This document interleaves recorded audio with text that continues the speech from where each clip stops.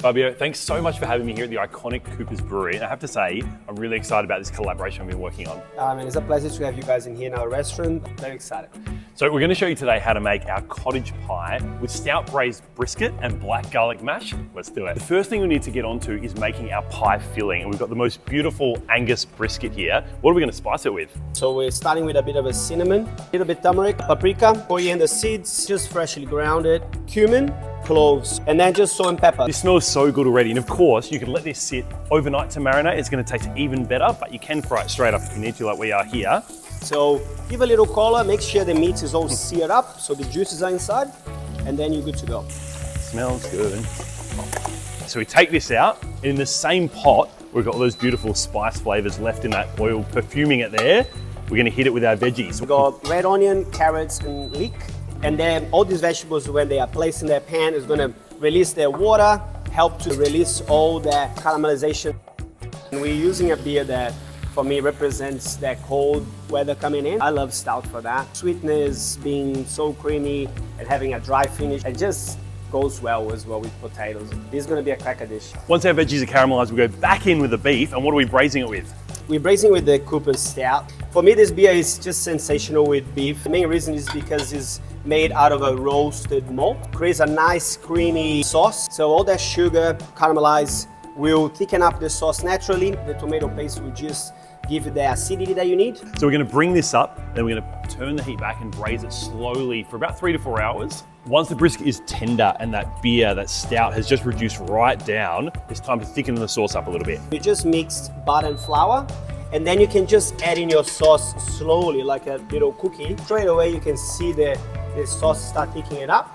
Beautiful. Well, I reckon this is cracking. So filling's done, let's make pastry. Now this is a short crust pastry. So we've got cornmeal and butter. We're gonna start rubbing in together. And of course the magic ingredient here, Fabio. So what we're gonna use for our dough is Spain grain. So this is Spain grain that is extracted after you make a stout beer. There is still a lot of flavor in there and it's quite sustainable. Now that the butter is quite nice combined, we chuck all in. We put aside some Parmesan in here and a little bit of salt. That's just to give a little bit more richness and flavor. Nice cold water, add on as you go.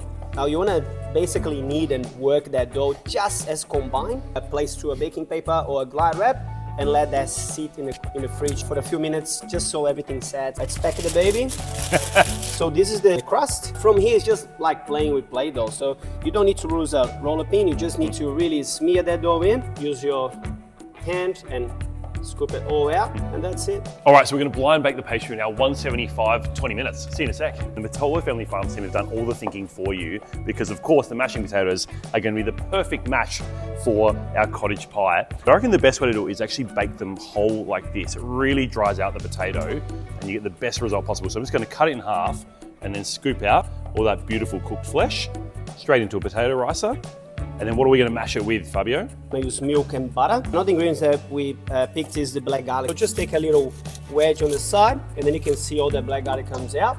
We're just going to smash that in here, and you can see it's You can see the texture. So the texture is amazing. It's almost like chocolate. Then place that in with a little bit of milk and a little bit butter. Okay, so now here the mixture of milk, butter, and black garlic is good to go. Fold through in the potato, season it with salt. And what are you up to now, Callum? So, I reckon the best part about mashing potatoes like this is firstly you don't have to worry about peeling the potatoes, saves you a job, and then you get the most incredible potato skins left over. So I've got some rosemary here, I'm just gonna chuck all over the top with a good drizzle of extra virgin olive oil as well, a pinch of salt and pepper, and these are gonna go back into the oven until they're super golden brown and crisp. I love this spent grain crust, the color you get in that.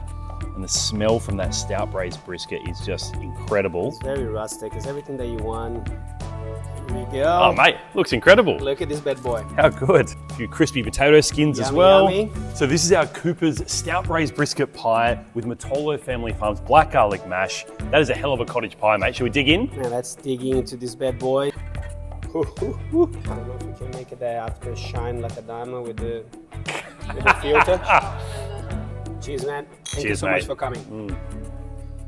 It's so good. It's definitely a big meal here. Yeah. Cheers, man. Well done, man.